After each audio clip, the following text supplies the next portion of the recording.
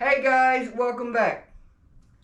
Thank you guys very much for subscribing, for the likes, for sharing my video. I really appreciate it. It means a lot. I want you guys to know I'm nervous, but that'll go away. It'll get greater later, I assure you. Hang in there with me. So, let's recap. Let's get right to it. July 2nd, 1983. That was the day I was shot. No, we got to recap.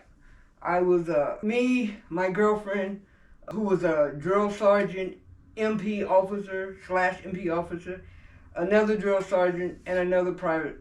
The four of us were moving out of this apartment that we're in, and we're making that move on July 2nd, 1983. So, when I wake up that morning, everybody's already awake but me, right? So, when I wake up, my girlfriend comes in there and she says, "Hey, we're about to go get the U-Haul." I'm like, cool, So, it didn't take long, 20 minutes. So, they come back with the U-Haul. Now, this is what I gotta tell you. When she walked out the door to go and get the U-Haul, I went, I walked them to the front door. I walked back in the room, and I see her gun, her MP military issued gun, which I've never seen the whole time we've been there. Never seen it, never talked about it, never seen it. So I pick up the gun, and I like it, So I pick up the gun, and then I look down, and I see that there's different bullets. There's a whole box of some different bullets. So I take the bullets that's in the gun, I take them out, and I put it in the pretty bullets. You know what I mean? So that happens, and just as I put in the pretty bullets, they return. So they walk in the front door, and if you walk right down the hallway and take a left, you're going to be in my room.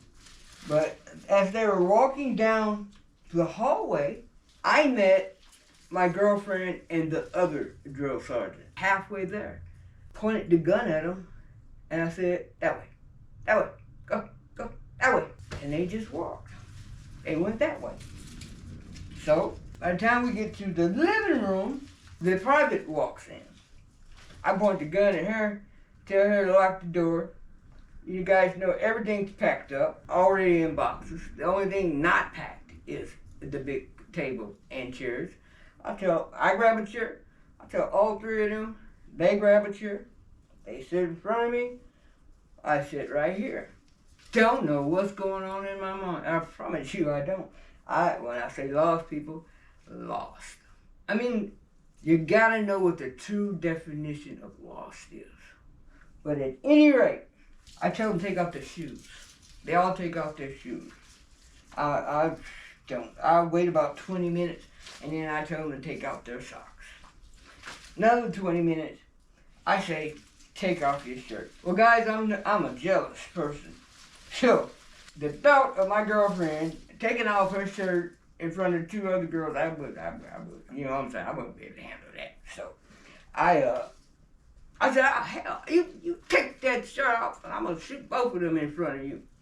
So, no shirts got taken off. Probably another 30 minutes. Now, mind you guys, let me tell you this, I forgot. The entire time I'm sitting here, my back is like, like the bar for the kitchen, the aisle thing. It's kind of high up. So I'm literally just reaching over. And the entire time I'm popping a beer. They're all hot. When we bought them, they were hot. We didn't drink them yesterday, the day before. We didn't cool any of them. So they're all hot. Each one of them I take a sip. I mean, not even enough to get a buzz, right? I take a sip and I just slide it down the counter. Yeah. And I did that until there were, I think it was 2 left before this fiasco was over. So, back to it. Where was I at? Socks, shoes, all right? Next thing I do is, I say, go get pencil and paper. And I tell the drill sergeant that over there. Now, everything's packed up, so, where's pencil and paper? You know what I'm saying? But I say, go get pencil and paper and go get it now. You know what I'm saying? Now, I'm tough. I got a gun in my hand. You know what I'm saying? That drill sergeant kicked me all over the place. She had the opportunity. But she carries her box, she finds paper. They all got pencil and paper. I say, write your wills. So they're snickering, and they're writing their wills, And I look at my girlfriend, I say, would you leave me? She said, I ain't leaving you shit. I said, you better leave me everything, or I'm finna shoot both of them right in front of you. So, when she said I ain't leaving you shit, she threw the paper and pencil on the ground. And when I said what I said, she snatched the paper and pencil back off the ground, and then she wrote, I leave you everything. I made her take it back and sign it. I did. But it's not funny, but I did. I made her take it back and sign it, and she signed it. So, like I said, each time I would make them do something, probably 20, 30 minutes, I didn't have nothing to say. There was nothing to talk about. Nobody. There was no reason for any of this. So, she had done nothing. There's nobody in that house harmed me in any kind of way. So, there's no reason for this. So, we're sitting there, and I catch myself in a nod. You know what I'm saying? As I'm nodding, I look over. When I wake up from my nod, I look over. They in the three ready position, all three of them. They were about to get me. So I said, oh no. You know what I'm saying? I shook it off, and I said, everybody get dressed. Everybody got dressed. Probably waited 45 minutes, almost an hour, and I made them just sit there and stare at me. They were dressed, we were just sitting there. Finally, I said, get out of here. And I'm looking at my girlfriend, talking to my girlfriend. Get out of here and don't come back. No. I said, don't come back. If you come back here, you better have the police, the fire department, somebody. Do you hear me? She said, yep. And walked out that door. Happy to get there, they were gone. They were gone out that door. Guys, I just can't make it up. 10 minutes later, she walks in the house. 10 minutes later, she walked right back in the house as though this did not happen. She walks right up to me. I'm sitting on the bed. Mind you, I've never put the gun down since I picked it up, not one time. If I went to the bathroom, I switch hands. However, I didn't put it down. As she bent down, she came in and she walked over to me and she said, baby girl, it's gonna be okay. And she reached down to give me the hug. And I hugged her back. And as I was hugging, I pulled the trigger. Now, I pulled the trigger. It was me. So, ladies and gentlemen, you ever change your mind about something? The second I pulled that trigger, I said, Lord Jesus, please help me. Now, you hear about crying out to God or what? I promise you, He heard me on that day. Well, I'm here. He heard me. So I felt like my back hit the wall when I pulled the trigger. I know she released me. She released me. She stepped back. I went up way high, and I landed on the bed in a position just like this. Now, while I'm in this position, she runs over to me and she says, I gotta take you to the hospital. And I said, no. TV says you can't move them. I said, no, if you move me, I'm gonna die.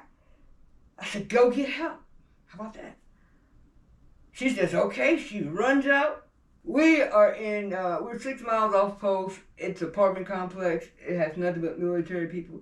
It's broad daylight. Everybody's at work, whether they're in the Army or the Air Force. They're at work.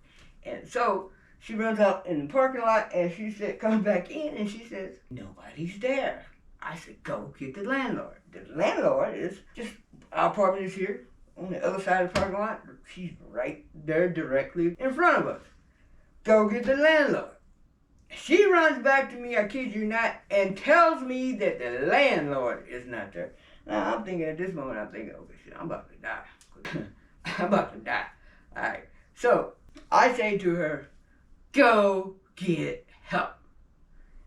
Third time, she runs out. I hear a car coming in, in the parking lot, just slowly. And I hear her and the other two, they're all at the same time yelling and screaming, my roommate shot himself. They're yelling, yeah. And someone's walking down the hallway. And it was the black guy It was the guy next door to us in the Air Force. And he slowly, because I'm waiting on him, I need help. I'm waiting on him. Come on, man, walk on down here and see what's up so I can get some help. He slowly walks his butt down there, and just as he's coming, I threw up. No blood came out of my gunshots, nowhere. I threw up, but I'm still in this position. So as I throw up, I take my hand and I smeared it. And you guys, I did that on purpose. I know I did, because like I said, I'm needing them to come on, help me, shoot, you know. And so I smeared the blood all on the bed so they could see it. And he, like her, says, "Oh yeah, she's shot." He takes off running. Nobody comes to my aid. They take off running. And in case I didn't mention this, guy, but when I pulled the trigger and she jumped back, when she came over to me the first time, she did reach down and with 2 fingers she grabbed that gun and she threw it over there in the corner. So I messed up on that part. So finally I hear the sirens and all the wonderful things that I wanted to hear. And I'm surrounded by police, all the people. What we call them, good people, them nice folks. I'm surrounded by nice folks, and they asking me questions. And they asked me, who did this? Guys, come back, and I'll tell you what I said.